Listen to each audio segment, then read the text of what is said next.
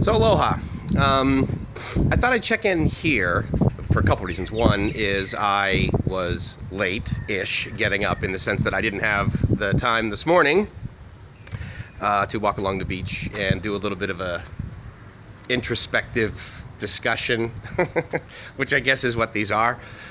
Your morning mics, if you will. And anyway, so where I'm at today, or right now, is it's called Wat Chai. The entire name of it is longer, and I'll actually share a picture of it as well as correctly type it in below. But anyway, I'm in Pattaya, and so this is just off of Pattaya South Road, which I think is also called Pattaya Klang. I apologize, I don't know. But the thing that I wanted to talk about this morning, and what I still want to talk about, and I think it's kind of appropriate to do it here, is the masks that we wear. And let me tell you the impetus for this. And then let me also share this cat with you, who is like, so dude, can I scratch your eyes out? Or, I love you more than anything, even more if you feed me. 6 of 1, really. The masks we wear, here's why that comes up. So yesterday, as I have mentioned, maybe you may or may not have heard me mention stuff like this, but I like to get to the truth, right, as we all do. And obviously there's varying versions of the truth, right? Okay, what's my truth? What's your truth? 6 plus 6, oh, that equals 12. Well, maybe, unless, of course, okay, whatever. But one of the things that I like to do when I'm in a city or a new city or an area that I've been before is do some research on the economy or real estate or whatever. And Pattaya has no shortage of condos. And there's many being built, and there's this one that as part of your purchase, the first thing they do is they guarantee a 7% return for the first 10 years. And the additional offering is a 20-year visa, which basically from this organization that works with immigration, also called Thailand Elite. And so as part of that, you basically get a 5-year visa that renews 4 times. They take care of renewing it for you, and every 90 days you simply basically just go to a website and report where you are. And so in the case of a retirement visa, the requirements to sort of stay here and not have to do these 90-day or 89-day visa runs, right? So you get out and come back in 90 days. So you put the 800,000 baht in, or you prove some degree of income and that sort. There's way too many videos online right now that like go through the whole Thai visa process. I'm not going to go into it, but the short answer is that if you're over 50, then you have the ability to get a visa such that you can basically stay here for at least 1 year, here, Thailand, and there are financial commitments that you need to make and that sort of thing. So anyway, if you're under 50, then there are other options. Or if you don't want to bother doing anything visa related for 5 years minimum, you can get this Thailand Elite visa. A Thailand Elite offering, and there's various packages of that. I'll throw the website down below, and it's not like I get any money from these guys. And they're not getting any money from me. Because right now it costs me approximately, like all in, including mail, FedEx both ways, and all the proper documentation for me to get a 1-year multiple entry visa where I can stay in the kingdom for up to basically 89 days at a time. And then I would need to leave and come back. It's a type O visa that I have this year. Last year, a couple years ago, I got a type V visa, which is basically the same scenario. I'm under 50, and so I'm not eligible for a retirement visa. So that's what I get. And it's nice and it's convenient. And let's say for the sake of argument, it cost me $900 all in. So extrapolate that out. Let's say I got a 20-year visa as part of buying one of these condos. That's approximately $18,000 that it would save me over the course of 20 years. But of course, $900 today, the net present value of all the money that I would spend over the next 20 years is certainly less than $900 a year, right? So anyway, that's one of the things that I was looking at. So I go to take a look at this condo project. This is the beginning story of why I'm talking about putting our masks on, or the masks we wear. Especially the masks we wear when we meet people for the first time, right? The first impressions, that sort of thing. And so I meet this saleswoman, right? She's the real estate agent. Well, she works for the developer, and so her job is to interface with new people and describe to them all of the benefits, of course, as well as go through the monetary requirement, financial requirements, and then what you get in return and that sort of thing. So the advertisement, of course, is sexier than the reality. And so the 7% return every year that yields because of costs and that sort of thing, and obviously homeowners association fees, they don't call them that here, but groundskeeping and upkeep, whatever the particular description of it, but I think you kind of get the gist of it. The monthly fee. Anyway, at the end of the day, you're looking at about 5% per year. And they have condos varying in price from, I think it was like the lowest was 4.9 million baht, and the highest was something like 12, 13, 14 million baht, and it was I believe it was about a 35, 40-story building, and I believe you can get these condos up to a 2-bedroom, up to the 25th floor, that would allow you to get this Elite visa as part of the package and then get an annual return for the first 10 years. So anyway, regardless of the specifics, this is the scenario that I'm painting, and the reason is I was interfacing with this woman who was the sales lady, the real estate agent. Initially, she was a real estate agent for anything, and now she is specifically a sales agent, a sales representative for this project. And the project's not relevant, but here are the details. Anyway, so why do I bring up the whole masks thing? So, of course, she starts out with being knowledgeable. She is a salesperson, right? And so my belief is that if you're a salesperson, you're not necessarily selling a product or a service, you're selling yourself. And if I believe you and I trust you, then I will actually begin to listen to you. And so one of the statements I love that a buddy of mine has is people really don't care what you know until they know you care.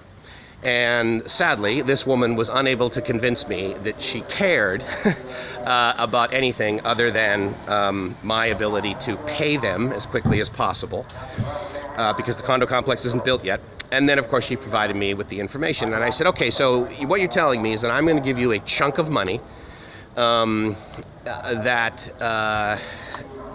you will then hold and guarantee me the ownership of this condo, of a complex that's not built. And you will guarantee you will pay me, minus fees and everything, 5% per year for the first 10 years. And then the condo is, still mine to own at 10 years, 11 years, whatever. They take care of renting it during the time. And I also get a total of 30 days per year to stay in it. And I said, okay, so risk-reward analysis. She spoke very good English.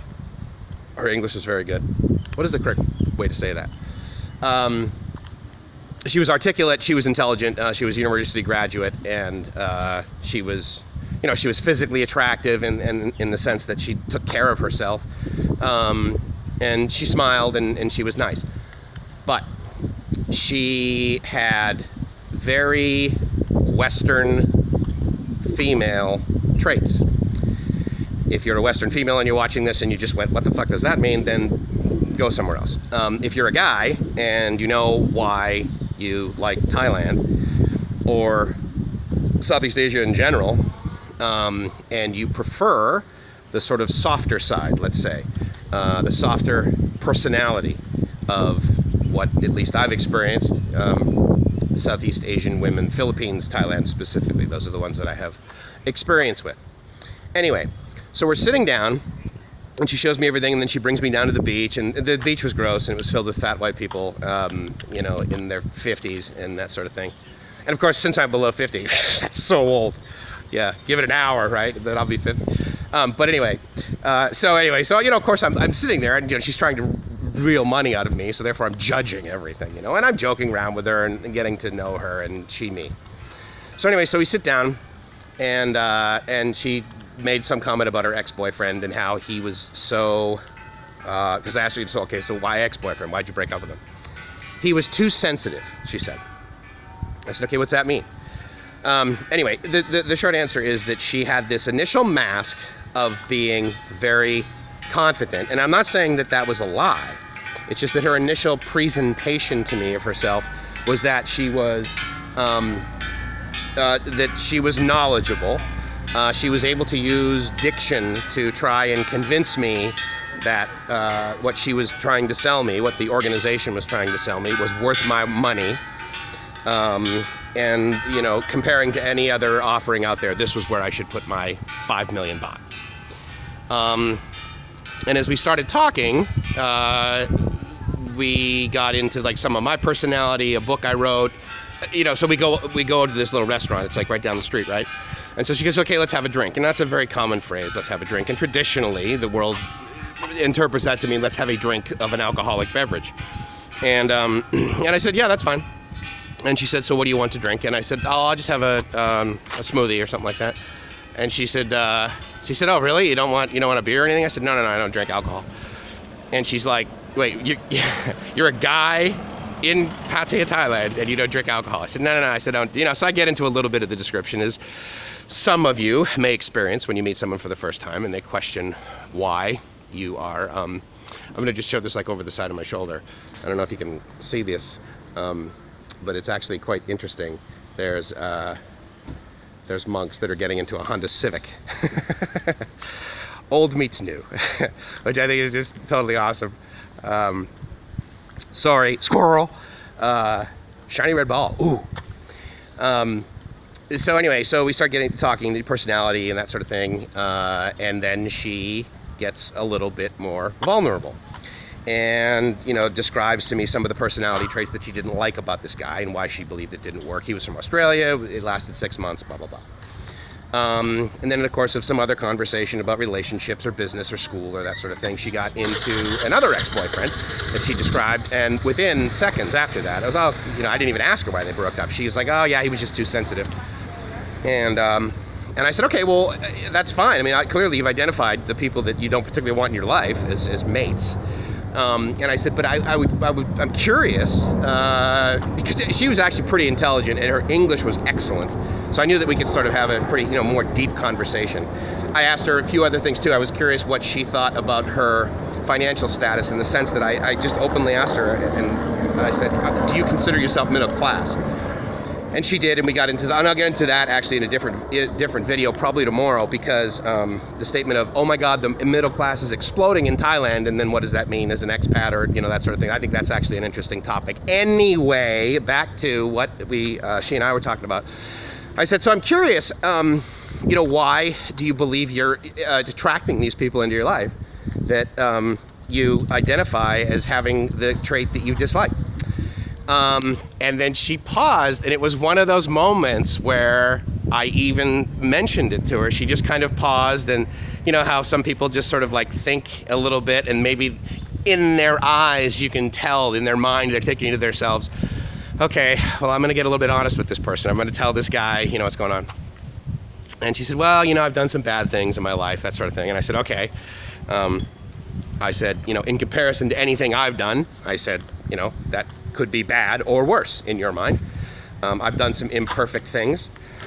And I said, not to go into a huge story about it, but just to give you a little bit of reasoning why I don't drink, is because if I were to take a sip of alcohol, then within minutes, days, hours, months, whatever, I end up crawling around to the ground, naked, sweating, talking to bugs, weighing 130 pounds. And she looks at me like, what the fuck, dude? But it got her to pause, and she goes, yeah, she goes, I've done some, I said, okay, what's the worst thing you've ever done? I just threw it out there. Well, no, I can't share that with you. Okay. Fast forward about 9 or 10 sips of beer later, because I blatantly said to her, I said, oh, okay, so what, did you have an abortion? Thinking that would be the worst thing. And she just looks at me like, no. I'm like, right. Which is sad or whatever, if you believe in that or not. But, so she goes into some, scenarios that she went through in her life after college. And again, from this guy's perspective, it was hardly, it was quite tame, really. And I said to her, so how many condos do you sell? How many of these things do you sell? And she said, extrapolating it over like 12 months, she said approximately like one a month, sometimes 2 a month. And I said, so do you find that the mask that you initially put on of being this very tough, confident, masculine energy woman is effective for you in selling these condos? And so she was quick enough to say, well, not with you. And I said, yeah, maybe I'm too sensitive, right? And she says, no, she says, actually, she says, it's interesting you asked me that. She said, because it's very effective with the Chinese, mildly effective with the Koreans, less than effective with the Japanese, and ineffective with Americans, is what she called me. And I said, do you know why? She says, no, not really. She said, I just figured, you guys don't have the money and the Chinese just don't care. I'm like, okay, well, first of all, it doesn't take quick math to say I can earn more than 5% on my money in an infinitely less riskier, i.e. investing in real estate in a country that's government is questionable at times. Not because they're doing bad things. It's just like, what's going to happen next? Where's the economy going to go? And it's, like playing the stock market, right? I mean, how do you know where that's going to go either? But I would submit that it's a little bit less risky to take my money and to put it into something in the United States that could say they would guarantee me 5%. And if you care, the comparison I have to that is that over the course of the last, I think it was 6 years that I looked at it, overall I've done over 16% return on investment, right, for my investments. So, Jesus Christ. I was saying, why don't I just throw some money in a fireplace and buy this condo from you, was the short answer. Anyway, back to the masks. And so I said, look, we all wear these masks. I said, I have no doubt, without even knowing it, when I first met you, I probably thought to myself, oh, this girl's attractive. I should put on my entertainment Mickey, or whatever. And I said, I'm sure I kind of did that. I said, at the end of the day, I said, it really wouldn't matter. I said, I'm, happy and joyful, and I'm entertaining, quite frankly, regardless. I've been entertaining with fat men. Just ask me. And so anyway, it was an interesting conversation, and so I bring this up as it was a moment for me to reflect, and I did some reflecting on it last night and then thought about it this morning.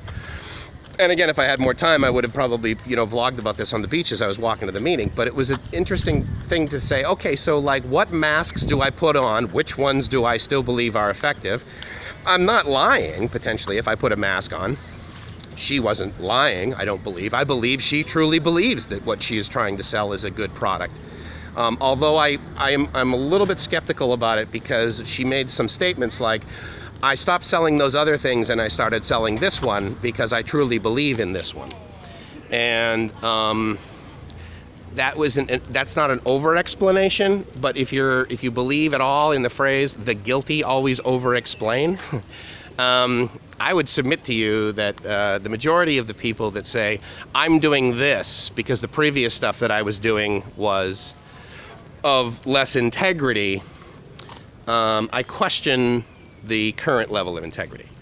I'm more of a watching the behavior kind of person than a believe the words they're saying kind of person.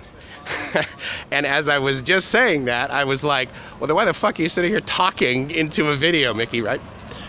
So whatever. Anyway, I'm just sharing my experience, and so I hope I'm not giving you any sort of data that will cause you to, or I hope I'm not making any requests of you. Certainly not to give me any money or do anything with their money, make any investments with your money, quite frankly. But the masks. So what are the masks that you wear that you find are effective, and are there ones that you are identifying that you're like, man, I really want to get rid of those masks? Or do you really only have the true ability to notice it in other people? And say, God, I hate when people do that. I hate sensitive people. When in reality, my judgment of her, I'll tell you right now, that is that she had this, harder exterior, because at the end of the day, it seemed as though she really would appreciate if someone would allow her to be sensitive.